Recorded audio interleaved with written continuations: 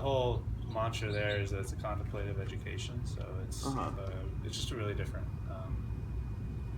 aspect on the way that you learn, and it's not just somebody telling you information that you have to hold. They give you stuff and you're supposed to think about it. Well, one of my friends, he dropped SCU and went over to Naropa, and he used, I don't know, I kind of started getting into like meditation and stuff, so I've always, not always, but I do it like all the time. So it's kind of, that's what it is. It's a Buddhist university, really. Yeah.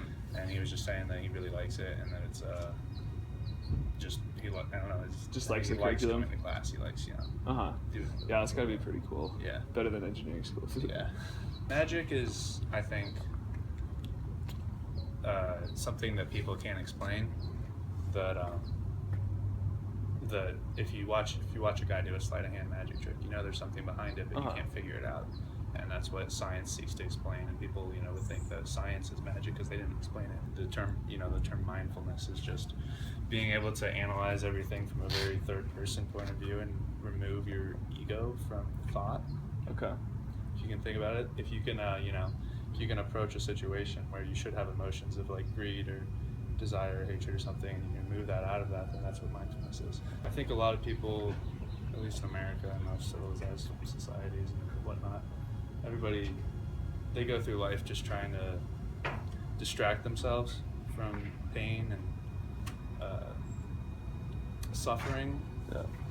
And one of the, with spiritual, with Buddhism and stuff, is that you're supposed to dwell in your own suffering, and you're supposed to really like face it head on, and then come out of it stronger. I don't know if it really hinders your ability to communicate face to face, but if you don't spend time doing it, you'll be good at it. Okay, that makes sense. However, like I feel like a lot of people they act differently with text and stuff than they do in person. Yeah, that's true. People hide behind technology a little bit when they have like confrontations with people, or media centered. I don't know, the media kind of like, if you're gonna watch a movie versus read a book, you're gonna sit there and you're gonna go blank faced and just stare into a screen. If you're gonna read a book, you're gonna like sit there and you're gonna try and like think about what's happening. Yeah, like, you're gonna think about it and shit. Oh yeah, cool. Science doesn't like ever collide with meditation. You can be a Buddhist without having to believe that you're going to be reincarnated in the next life.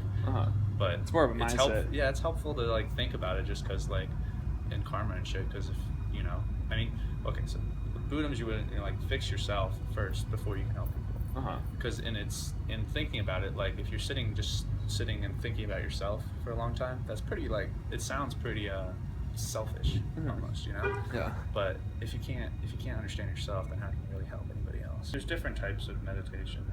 Most of Americans practice it's called Zen meditation, and it's kind of, I don't really agree with it as much. It's more like New Age. It's more like, so like when you're sitting there, you focus on like one thing. Most people, they just make you focus on your breath, whether you want to look right at your nose and think about your nose that you're going in and out, or you want to think about your chest rising. Now, when you're doing that, you're obviously not going to be able to just sit there and do that. There's going to be thoughts that come in your head.